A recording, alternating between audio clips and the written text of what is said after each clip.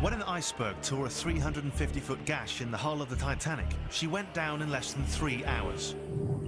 But was there more to the disaster than meets the eye? There's something about the story that makes absolutely no sense whatsoever. Was it an accident, or was it a crime? They were businessmen, and they would make money by hook or by crook. Is the ship at the bottom of the Atlantic really the Titanic?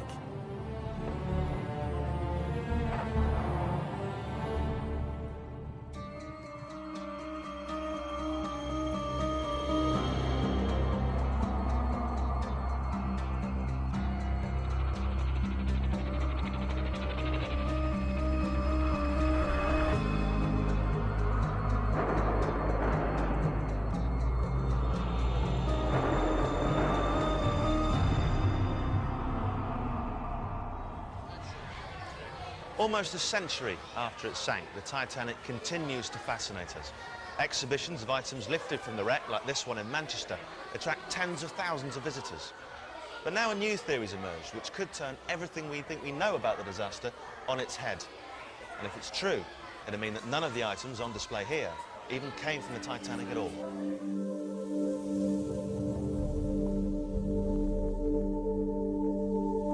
There is something strange going on.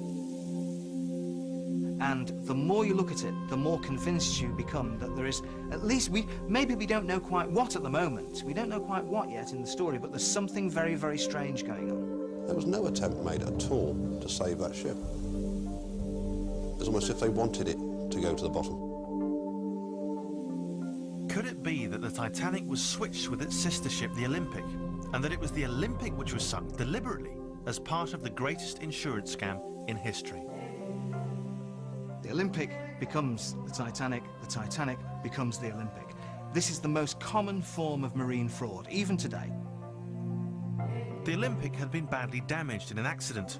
Was an insurance fraud the only way for the owners to get their money back? What we're looking at basically is two ships which are exactly the same.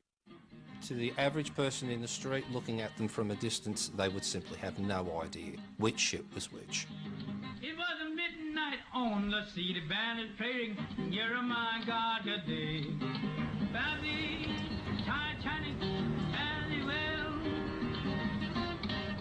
Our story begins on the other side of the world, in Brisbane, Australia, and it begins with a tale told by a dying seaman called Paddy Fenton, known to everyone as Paddy the Pig.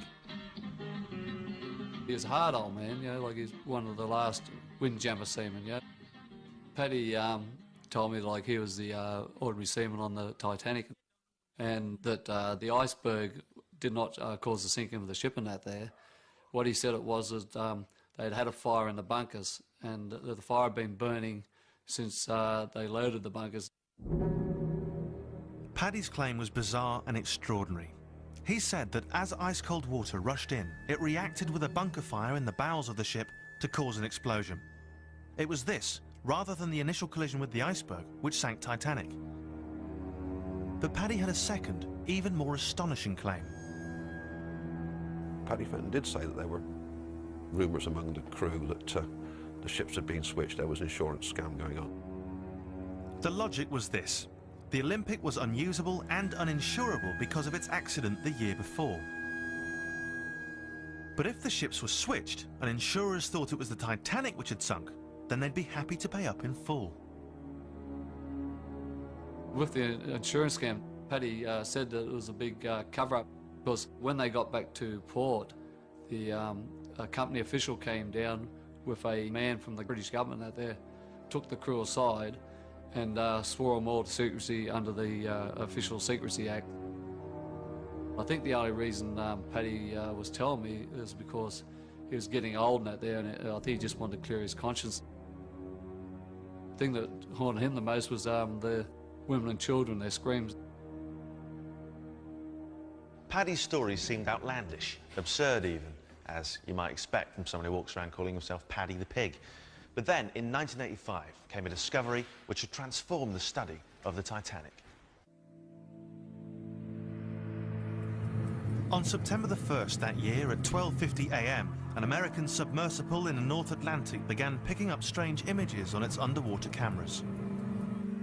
Within minutes, the crew realised they'd made the greatest underwater discovery of the 20th century, the wreck of the Titanic. It lay 2.5 miles down and was broken into 3 pieces. And there, in the side of the ship, was a hole, just where Paddy the pig said it would be. The plating is pushed outwards. It's not where something's hit the ship. If it was iceberg damage, when the ship had struck something solid, the plating would have been pushed into the ship, not outwards. The thing with Paddy the pig is that unless you knew that that was true, you couldn't have made that up. There is no way that Fenton could have known unless he was on the ship and saw an explosion. Perhaps Paddy wasn't mad after all. Could his story actually be true? I decided to head off to the scene of the crime. I'm standing at the Harland and Wolff shipyard in Belfast, and it's on this exact spot that the Titanic and its sister ship, the Olympic, were built. Now, conspiracy theorists claim that the 2 ships were switched as part of a massive insurance scam. And if it's true, then the switch would have happened right here. The 2 ships were built side by side on giant gantries. They towered over the city. The Olympic was the older of the sisters, launched a full year before the Titanic in 1911. The class leader of these ships was in fact Olympic. Very, very famous ship in her time, the biggest ship in the world, the largest man-made moving object on Earth. All the rest of it, that was all applied to Olympic. Titanic was the second of the class. John Parkinson's father worked as a carpenter on both ships, and John is perhaps the last man alive to have seen the Titanic. Oh, it was a wonderful, wonderful experience. See, I was just a wee boy, between 5 and 6 years of age when I saw it. My father brought me down here on a Sunday afternoon, and he took me round to see it. And there it was when I looked at it. I was afraid in case it would fall on me. It was so big, it seemed to reach the sky. And what did the Olympic look like? Oh, it was a lovely ship too. You'd hardly known the difference between the 2. They were sisters, you see. Aye, very like each other. Then John told me something that intrigued me. Oh yes, there were rumours that the ships had been switched and all sorts of things. And So this theory's been around for a very long time.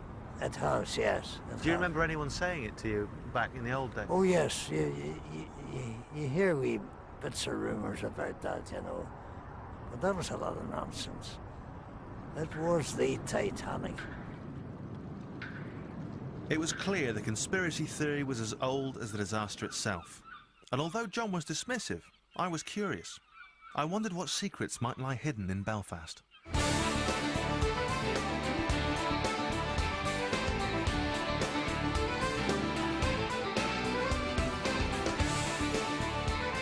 Call lined up there, Sean?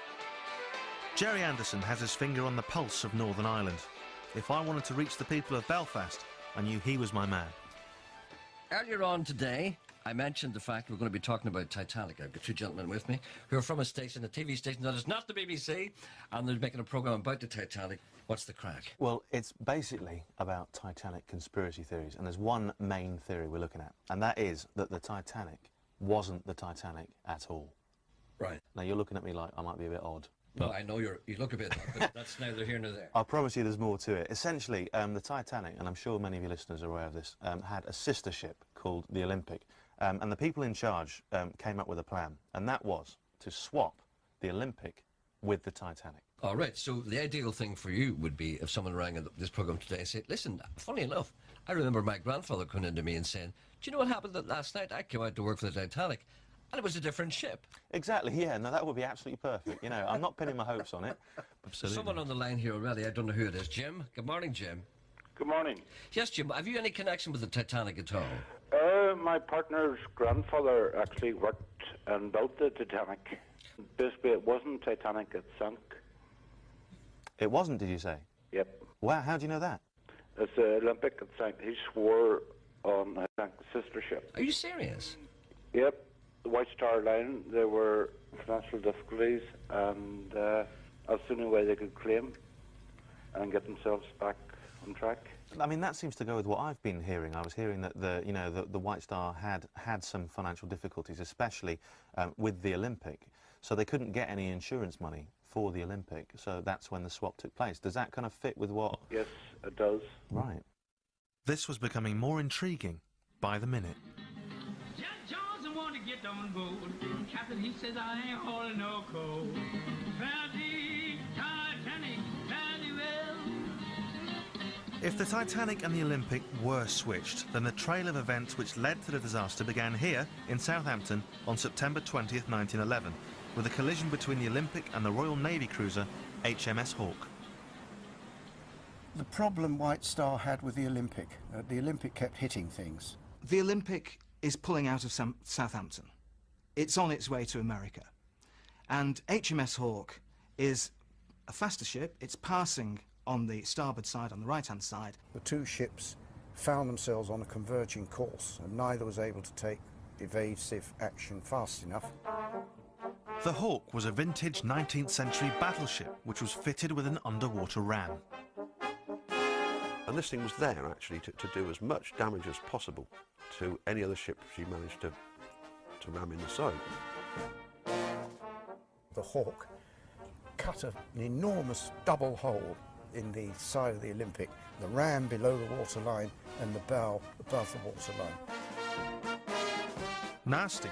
And if you think the Olympic looked bad, you should see the Hawke. Everybody on board felt the impact. Glasses were knocked off tables. People were knocked off their feet. They slapped together a makeshift repair in Southampton, but it wasn't till the Olympic had limped back to dry dock in Belfast that the full scale of the damage from the Hawke's underwater ram became clear. When she got back to Belfast, this repair, that had taken a fortnight at Harland and Wolff's Southampton yard, had failed. What this tells us is that for the back end to flood, and for these steel plates beneath the waterline to have been moved, the hull has to flex to tear the rivets out. Well, if the hull is flexing at that point, there can only be one reason. The ship's back's broken. Effectively a death sentence for the ship. Harland and Wolff has always denied the damage was on this scale.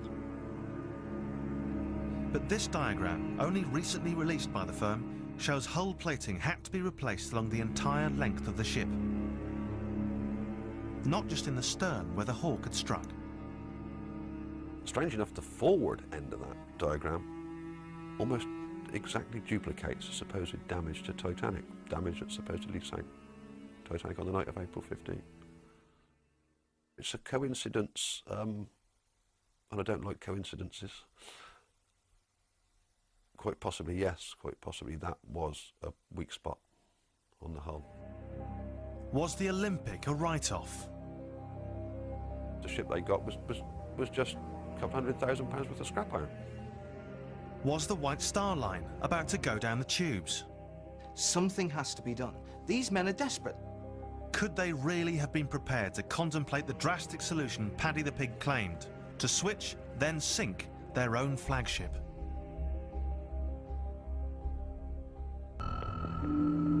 A dying seaman had told an apparently far-fetched story that the Titanic had been swapped with her damaged sister ship, the Olympic.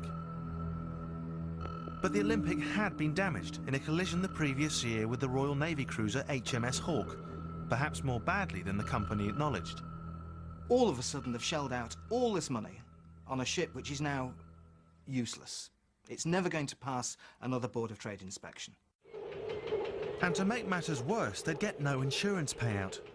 The Royal Navy had investigated the Hawke accident and found itself not guilty. Steamliners were a multi-million-dollar business.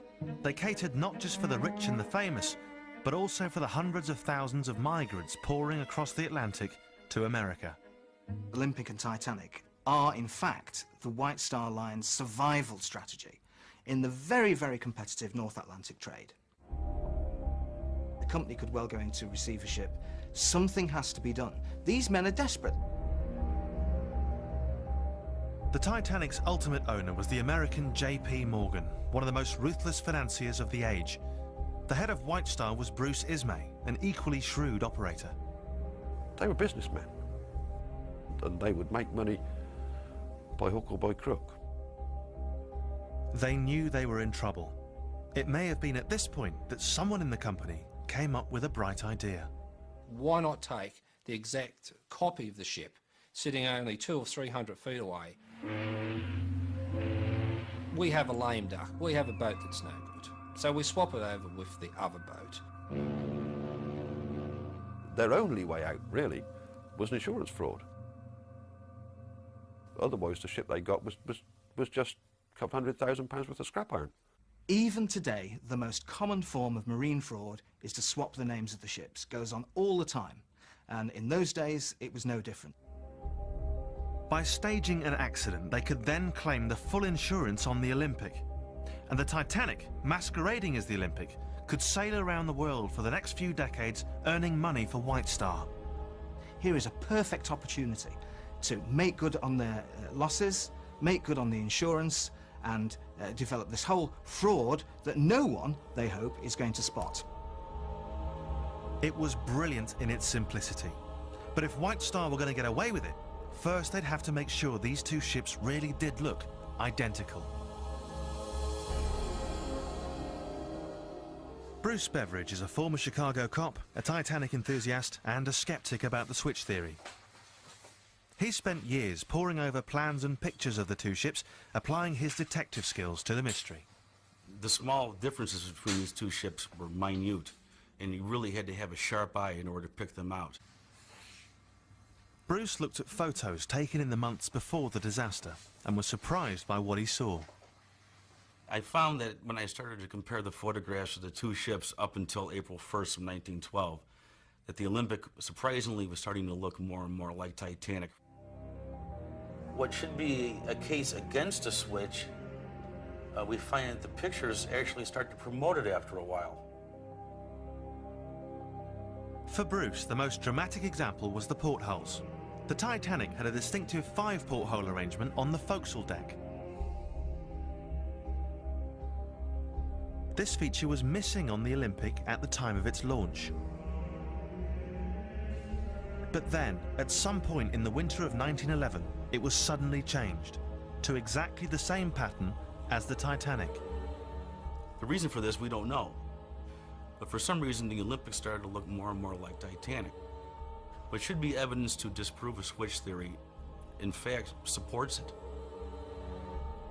The sisters were becoming twins. By the spring of 1912, the two ships were almost a perfect mirror image. The plan was primed and ready to go. In March, the Olympic was brought into the dry dock in Belfast to have a propeller blade replaced.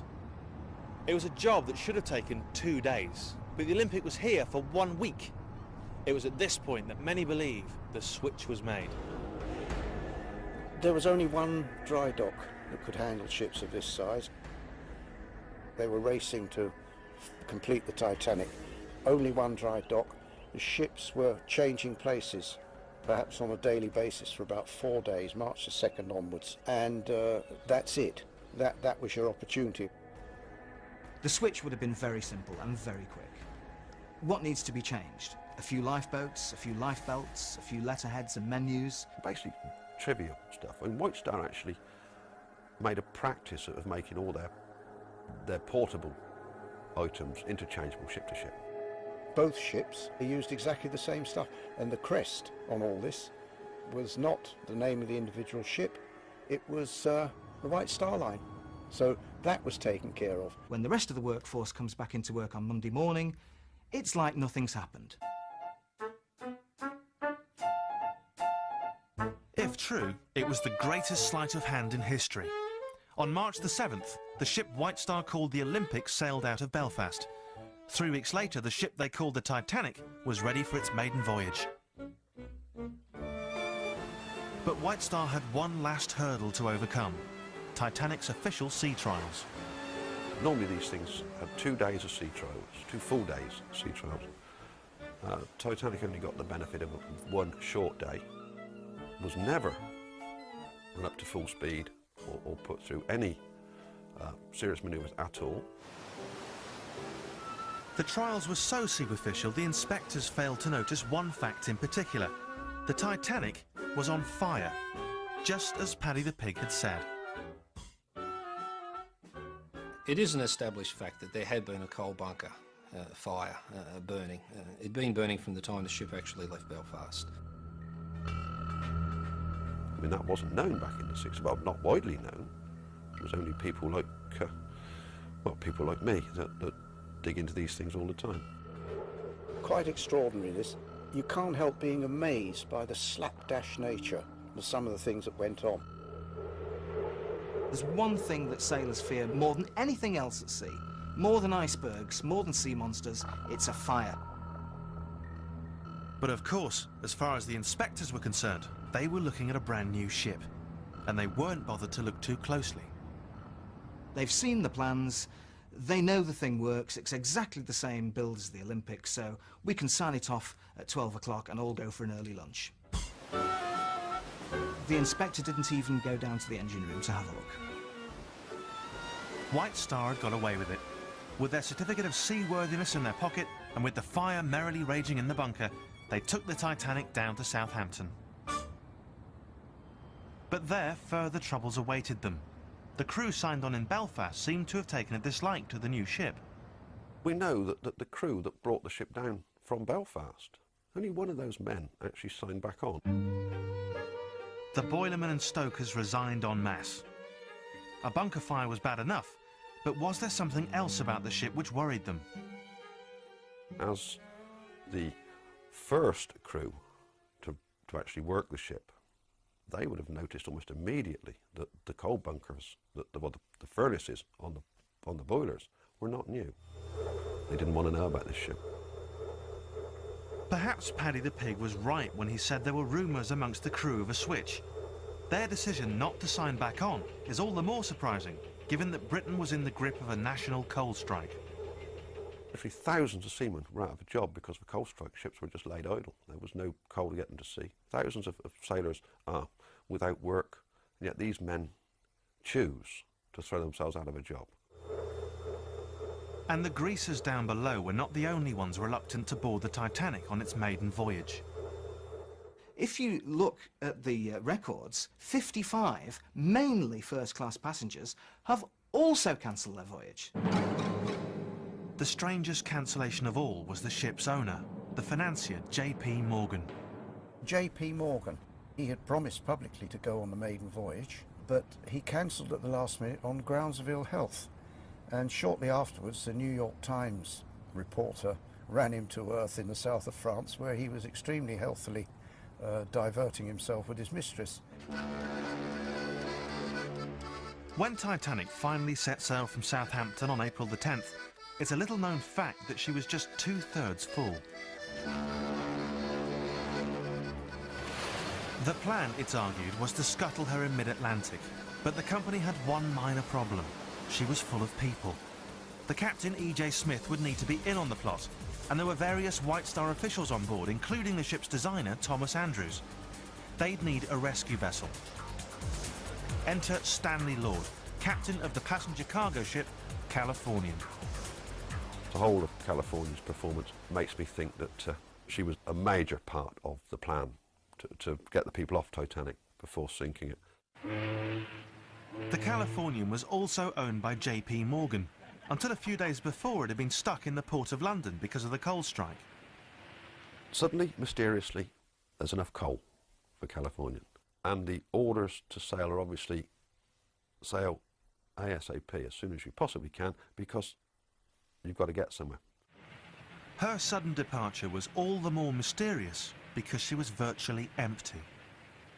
Captain Lord has taken the Californian into the mid-Atlantic with no passengers and no cargo, except for 3,000 woolen sweaters and blankets. Exactly what you'd need if you were going to turn your ship into a glorified lifeboat. The Californian sailed at full speed across the Atlantic before suddenly coming to a halt on the evening of April 14th. Captain Lord orders Californian stopped.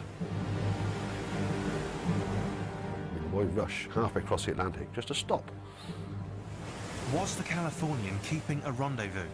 She'd received ice warnings, but no other ship in the North Atlantic felt obliged to stop that night. Certainly not the Titanic, which at that very moment was careering at full speed towards almost exactly the same point. Captain Smith had ice warnings for most of the day. He was well aware that there was ice ahead. He never slowed down. He didn't put extra lookouts at the head of the ship. He only had them in the crow's nest. But this was business as usual. Time is money on these ships. Collisions with icebergs were incredibly rare, even at night. I mean, normally you can see the thing, you know. You would steer around it. But of all nights, White Star had picked the night of April 14th, 1912 to stage its accident. A night of freak conditions that would not be repeated for many years. It was a cold, clear, starlit night with no moon. So visibility, although you could see the stars, visibility was practically zero. It was also unusually calm, as portrayed in this rarely seen 1929 film of the disaster. This was the calmest night on the North Atlantic in decades. Absolutely no movement at all. There's no waves breaking against the base of the iceberg, which was the common giveaway. The lookouts were always able to see that the white water, the splashing against the icebergs. The final fatal piece in the jigsaw was the presence in the area of a rare phenomenon: black icebergs. Icebergs roll over. As they melt, then perhaps the shape changes underneath, and they roll over. And when they do that, the newly exposed side may be virtually black. At 11:40 p.m, an enormous black iceberg blotted out the horizon directly ahead of the Titanic. Obstruction ahead, sir! On starboard! On starboard, it is, sir! The Titanic swerved to the left, but it was too late. The iceberg tore a 350-foot gash in the ship's hull.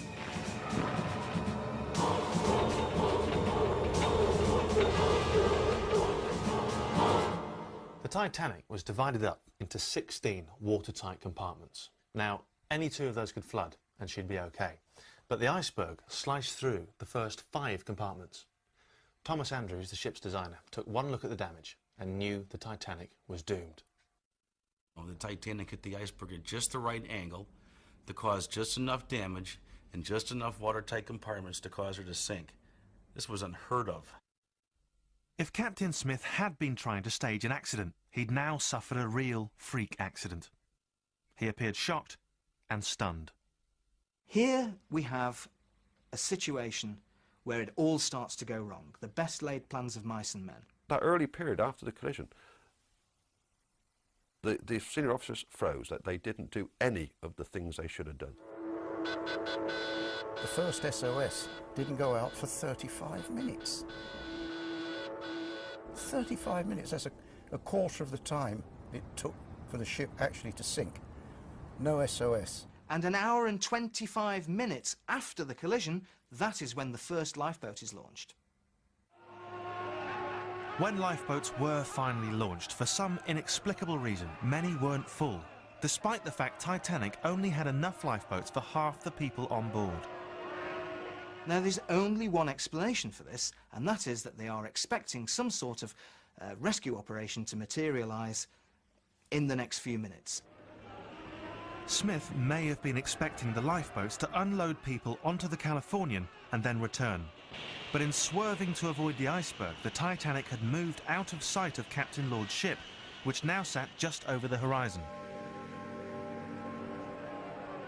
We could hear all the panic of the people on the decks, rushing about looking for a lifeboat, and all the lifeboats had gone. And there were still 1,500 odd people left on board.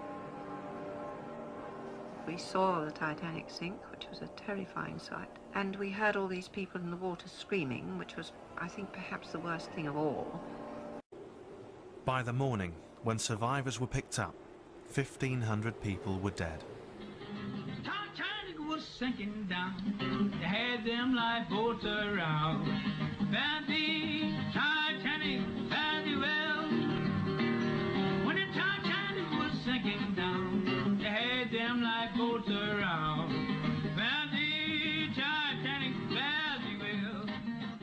my father heard this wee newspaper boy shouting outside, "Tilly special, Tilly special," and the stark words on it, "Titanic sunk."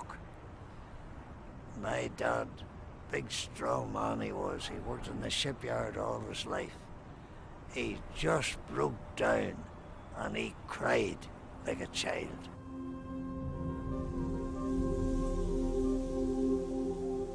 What had started here in Belfast as one of the greatest scams in history had ended in fiasco.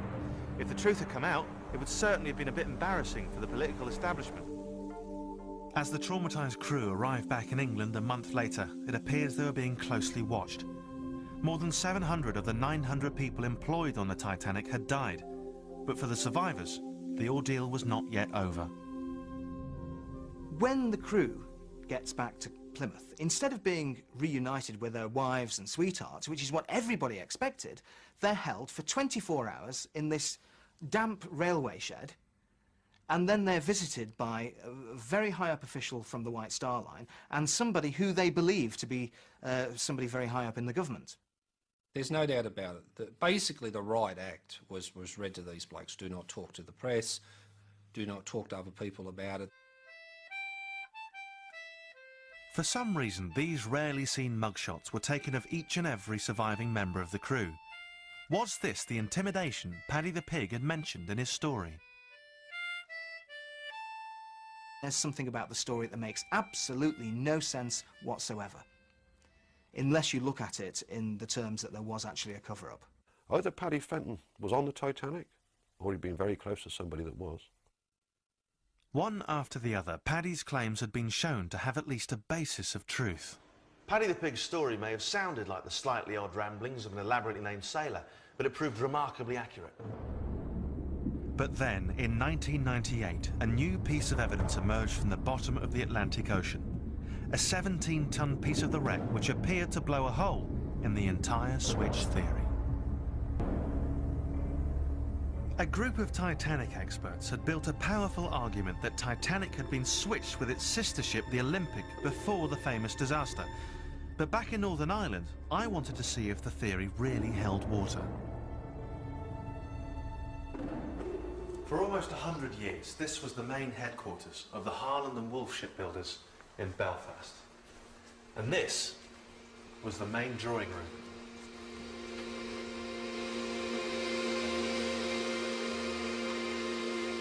It was in this room that plans for both the Olympic and the Titanic were drawn up.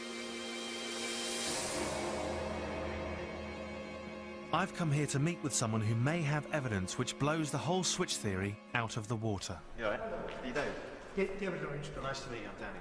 How are you? I'm very well, thank you. This is a great room. Isn't it? For over 40 years, David Livingston was one of the top naval architects at Harland and Wolff. In 1998, he took part in a dive down to the wreck.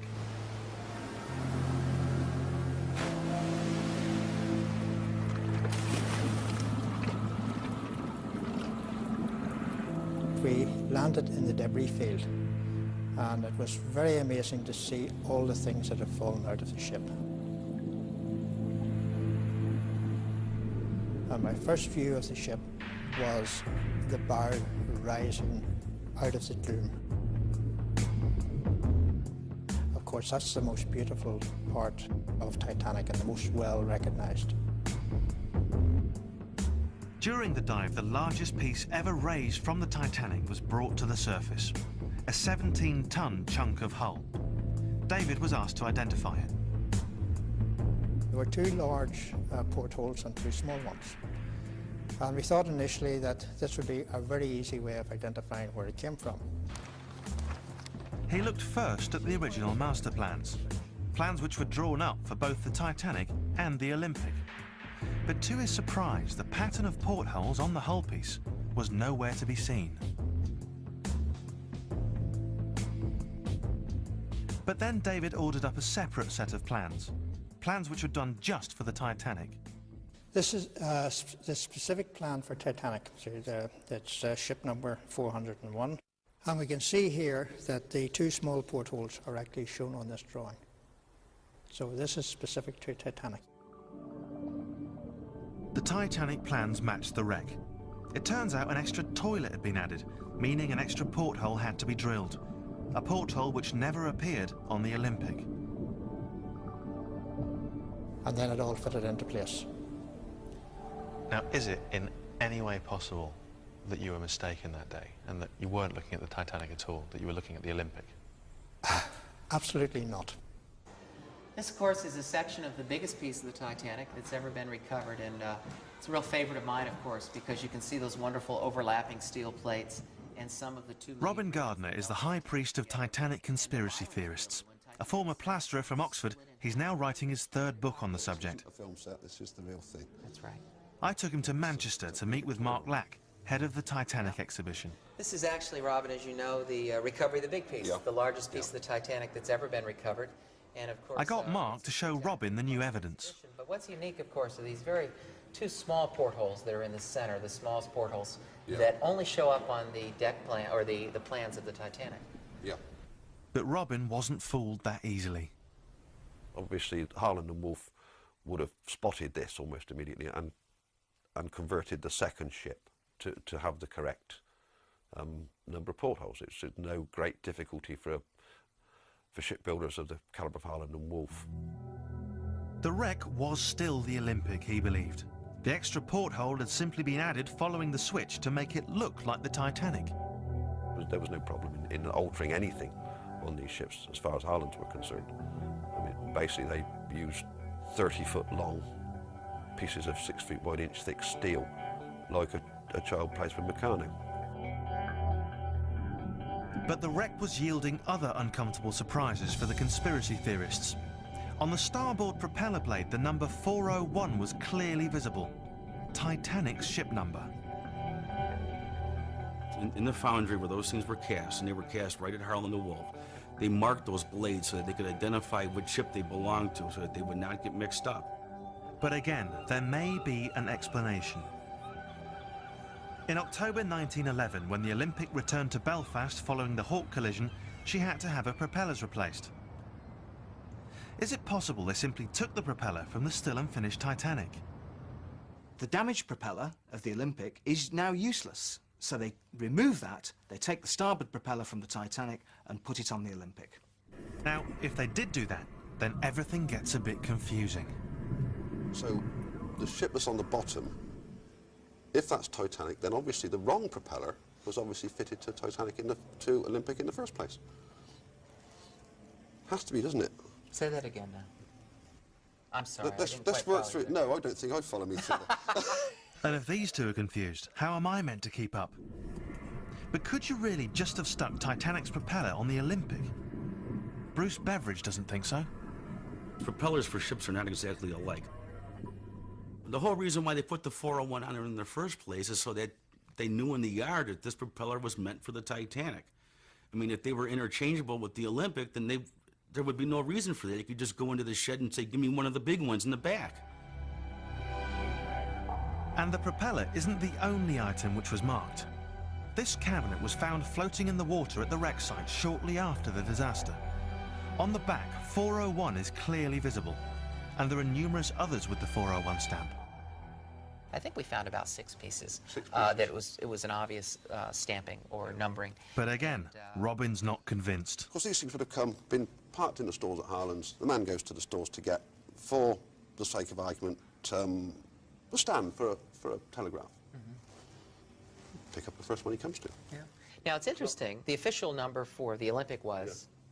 What, 400? 400, right. Yeah, we have never found anything at the wreck site that has 400 on That's it. the old trick. If you're not looking, you won't find it. It's, that's... But I think if we would have spotted 400, it would have caught our eye, of course. Well, good. I'd like to... Right? Yeah. I'll give you a ring when we do. Well, thank you. That's Bruce Beveridge's obsessive study of photographs was also beginning to yield results. He'd found that although the two ships may have looked similar from the outside, on the inside there were a number of minor differences. There's too many minute changes, whether it be a light on a bulkhead that was placed one frame to the right or one frame to the left. You know, these are things that people who pay real close attention to these two ships and these photographs can notice. The wheelhouse was just one example. We have the wheelhouse of the Olympic. Originally, her wheelhouse had a curved front. On Titanic, the wheelhouse had a straight front. On the wreck today, the ship's wheel is the main attraction for visiting submersibles. Plaques have been left along the base of what was once the wheelhouse wall. As this photo shows, that wall was clearly straight, as on the Titanic. The evidence is there in the photographs. The differences that are on the Titanic from the Olympic can be verified through the wreck. Anything that is still left that were specific to Titanic on the wreck are still there. Hello. And back at Radio Foyle, the trail was turning cold as well. Yes, who's that? Roy Anderson. Yes, hello, how are you, sir? What have you got to add to our story? Right.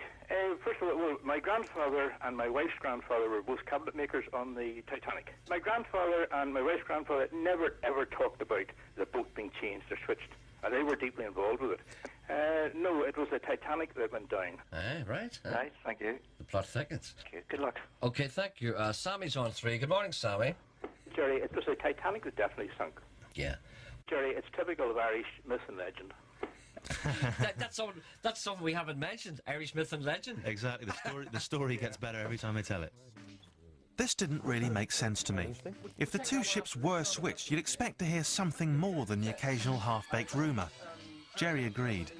I don't think anyone really believes that there was ever a switch, because when you think about it, the number of people, I don't know what it was, 15,000 people working on the Titanic.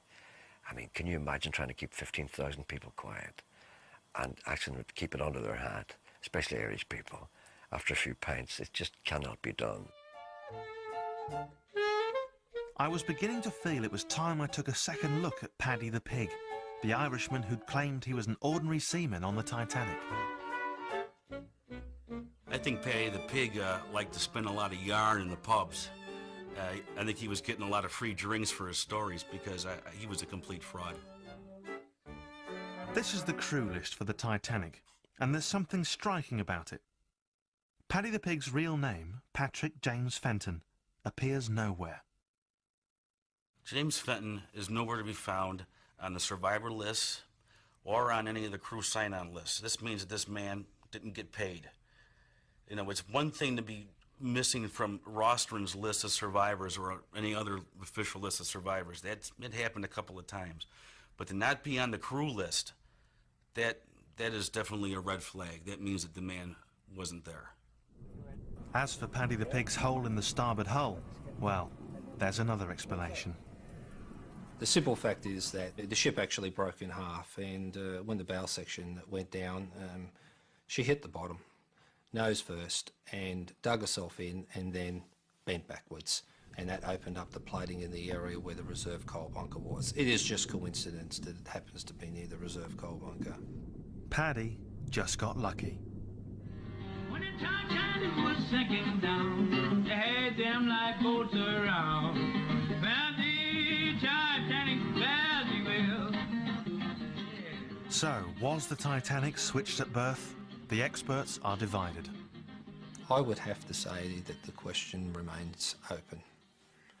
I do not have enough concrete information to categorically say that the ship on the bottom of the Atlantic is the Titanic. It's amazing how far you can go with it. It's astonishing how easy it was or would have been to make the switch if that's what happened. I think it's utter nonsense. It may be a very good bit of fiction, but it cannot be substantiated in facts. The switch theory, I think, makes for good reading. I think it would probably make a good movie, but it's a myth and it should remain there. So you reckon it's bunkum? Absolute bunkum. This is a cracking conspiracy theory, and one that's all too tempting to believe, were it not for the vast, massive evidence against it. But that's not to say it's absurd. Far from it. It's very, very easy to see how this whole thing must have begun.